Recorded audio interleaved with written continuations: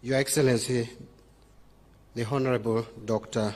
William Samoei Ruto, CGH, President of the Republic of Kenya, and Commander-in-Chief of our Defense Forces, Your Excellency, Mama Rachel Ruto, the First Lady of the Republic of Kenya, Your Excellency, the Deputy President, the Honorable Kindiki, the Honorable Prime Cabinet Secretary Musalia Mudavadi, my fellow Cabinet Secretaries present, my Principal Secretary in charge of National Treasury, Chris Kipto, together with your colleague, Principal Secretaries present, Chairperson and members of the Board of Directors of the Kenya Revenue Authority, Chairpersons and Chief Executive Officers present, Commissioner General and staff of the Kenya Revenue Authority, distinguished taxpayers, ladies and gentlemen, good evening.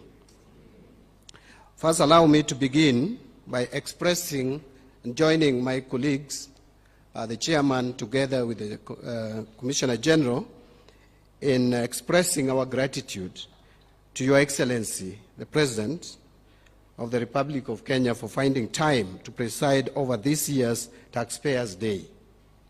The day provides an opportunity for us to celebrate a key national duty of tax paying. This patriotic act allows us to drive development and progress our economy. In line with the democratic principles, let us note that those we recognize today are merely a representation of the very many other taxpayers spread across all corners of this great nation. In particular, I must recognize those who comply with their tax obligations in a timely manner. Your Excellency, it is a specimen of your leadership that even in the face of real economic challenges, the Kenyan economy remains robust. My words are backed with data. In 2023, our economy grew by 5.6%, up from 4.9% the previous year, 2022. This year, Your Excellency, despite all the challenges that you have faced, the economy expanded by 5% in the first quarter of this year and 4.6% in the second quarter, and we understand why. And the growth is expected to moderate at 5.2% in 2024 and move to 5.4% in 2025. Your Excellency, it may interest us to know and note that the global economy presently is growing at 3.2%, and sub-Saharan African economy is growing at 3.7%. So Kenyan economy is growing way above average, both the global average and the regional average. The growth has seen revenue collection triple from 974.4 billion in the financial year 2013-2014 to the present 2.7 trillion in the financial year 2023-2024. That is the total revenue. However, even with this growth, our tax gap is still estimated at around 11% of GDP in the financial year 2022-2023 against the estimated potential of not less than 22% of the GDP. This, Your Excellency, is indicative of the need to address the challenges that allow for this tax gap. Some of these challenges include increase in tax expenditure, and when the Commissioner General spoke, he alluded to tax refunds. A lot of tax claims are also fictitious. We must admit that. And this is costing us a lot and putting a strain in our exchequer unnecessarily. The other issue is low tax compliance, as well as growth of the informal and digital sectors, which are hard to tax. This less than ideal revenue performance has direct impact, such as escalation in public debt and debt service, expenditure carryovers, and accumulation of pending bills, and the resultant increased requirement for funding priority interventions. Your Excellency, your loyal staff have suggested action to resolve this situation. It is imperative that we renew domestic resource mobilization efforts, including diversifying and broadening the tax base, strengthening revenue collection infrastructure, fight tax evasion, and improve compliance. And that is one of the reasons why, Your Excellency, for those of us who read in the newspapers of today, you clearly will see proposals that have come from both the National Treasury and some have come jointly from National Treasury and the Ministry of Trade, suggesting measures that we want to take to deal with the tax administration issues and the tax administration challenges, which are resulting in some leakages in our tax collection. For the first time, National Treasury has offered you explainer and also offered the people of Kenya explainer. Each suggested proposal is backed with explainer. So just read it. If there is anything you have an issue with, let us engage as a country. Your Excellency, I promised you when you appointed me that you did not appoint a con man. We will not con Kenyans. We will speak to Kenyans. Where Kenyans feel we need to change, we will change. But let us engage. Again, what I said to my team at the Treasury is I was not, when the President appointed me, he did not appoint a clerk. He appointed someone who would come up with policies. So policies must be proposed. So those who are opposing policies proposed, you are wrong. Let us engage. Let us discuss. Where you feel we need to change, we will change. We put out a notice asking you to give us proposals. We received these proposals. The end date was 4th of last month. And then we put them together, collated and synthesized, and now we have made proposals which are going to the National Assembly. Please engage with those proposals. A lot of them are not even revenue-raising measures. A lot of them are for the benefit of the people of Kenya. Why on earth would anyone oppose, for example, if we are saying that there could have been reasons why you are not able to pay your tax, and you are struggling to pay the tax, and you know how much you can pay. But because the penalties have accumulated so much, we give you an opportunity to only pay the principal, tax amnesty. Government will receive money, you will also be relieved, because now no one will be asking you for money. Why would anyone oppose that? Why would anyone, Your Excellency, if you allow me, give another example. Why would anyone oppose, for example, when we propose that when senior citizens have worked for so many years and they are now going back home, they are getting their pension. That pension should not be taxed. At the moment, you have to wait to reach the age of 65 to enjoy tax-free pension. So some people retire at 60, wait for 5 years to go and collect their pension tax-free. Within the 5 years, because you don't have money, you'll have died. So why do we want to push Kenyans to early grave if we can give them their pension and enjoy their life after service to this nation for so many years? So those are the kind of proposals that we have proposed, that we have made. And I have no apology about it. I've put it out there with your guidance, Your Excellency. Let us engage as a country. Your Excellency, allow me to move forward. Additionally, we must harness private sector investment and enhance regional and international cooperation. Your people, the Kenyan population, must be reminded that strong domestic resource mobilization efforts is necessary to support fiscal consolidation. Sustained fiscal consolidation will in turn stabilize and bring public debt to more prudent levels over the medium term. We remain committed to optimize our debt servicing strategies while ensuring accountability and citizen engagement on matters fiscal policy formulations, resource allocation and expenditure, as I have just mentioned. For us to realize our economic and fiscal ambitions, Your Excellency, it is critical that we consider existing tax policies and administrative measures to ensure that they not only stimulate economic growth, but also reduce the cost of compliance for taxpayers. And I talked about that.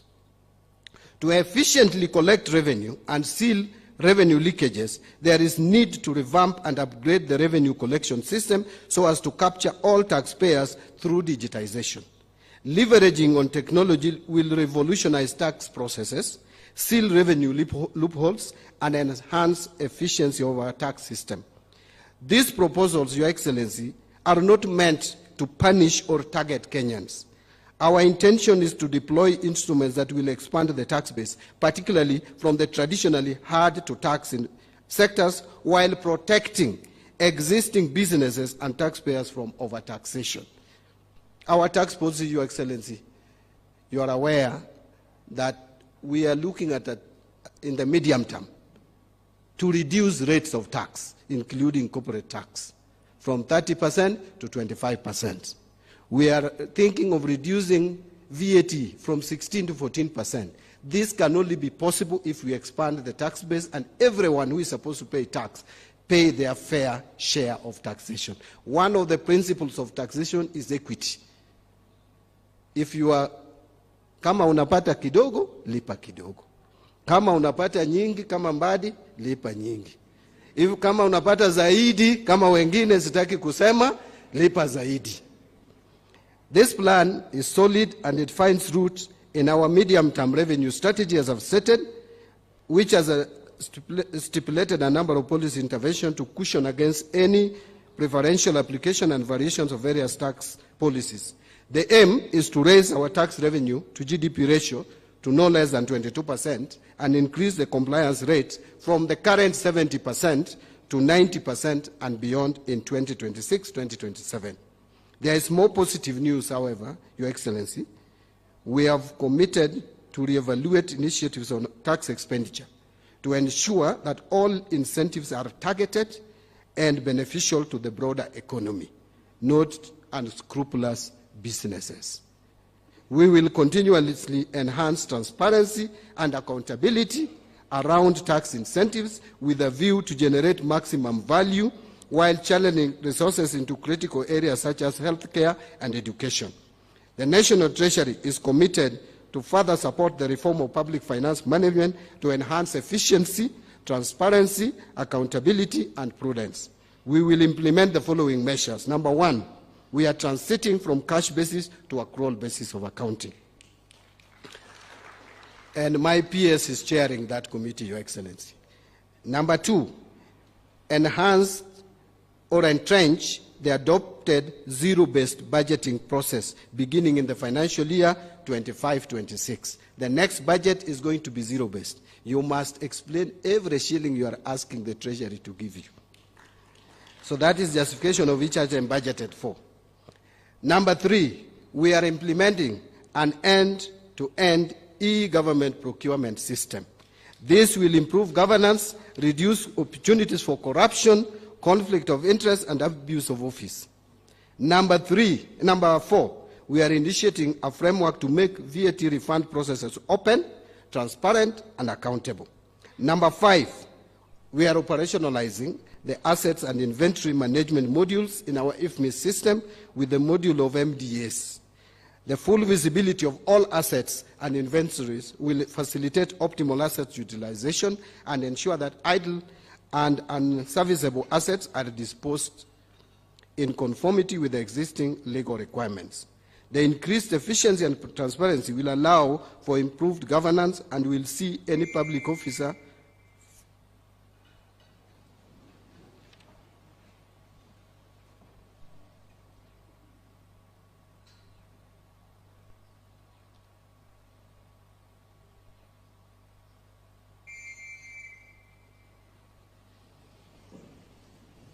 I almost thought that they were reminding me that I've spoken too much.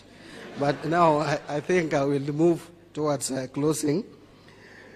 I was saying that this increased efficiency and transparency, Your Excellency, will allow for improved governance and will see any public officer found engaging in any malpractice held liable for their actions and dealt with in accordance with the law. Public participation has emerged as a strong value of governance in our nation, and it is why I make specific mention to Kenya Revenue Authority's 9th corporate plan that was developed through a consultative process informed by guidelines from the National Treasury and Economic Planning.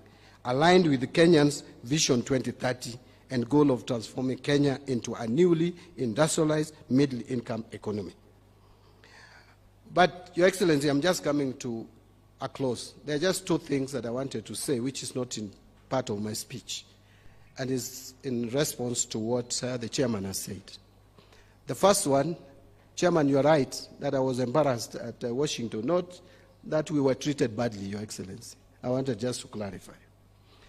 But you see, when you find African countries queuing in corridor, then you are called one by one. Nigeria, you come, 15, 30 minutes.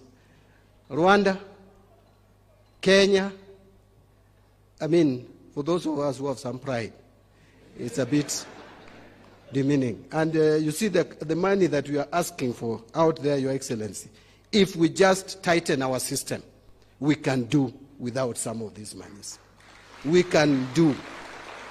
Because today, IMF has released 78 billion shillings. But if KRA puts systems in place, we can collect not less than 400 billion shillings. So we can do without some of these loans. But again, Your Excellency, the chairman spoke about staff motivation, and I am aligned.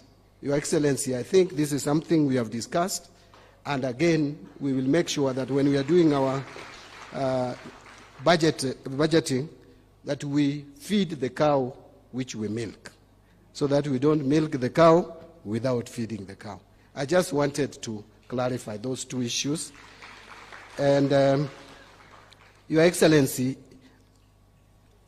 hata kama kuna zingine zijasoma, hizo sasa sitabaki. I think I've done my bit. Allow me, Your Excellency, to at this juncture invite the Prime Cabinet Secretary, the Honorable Musalia Mudavadi, to come and address our taxpayers. Thank you very much, Your Excellency.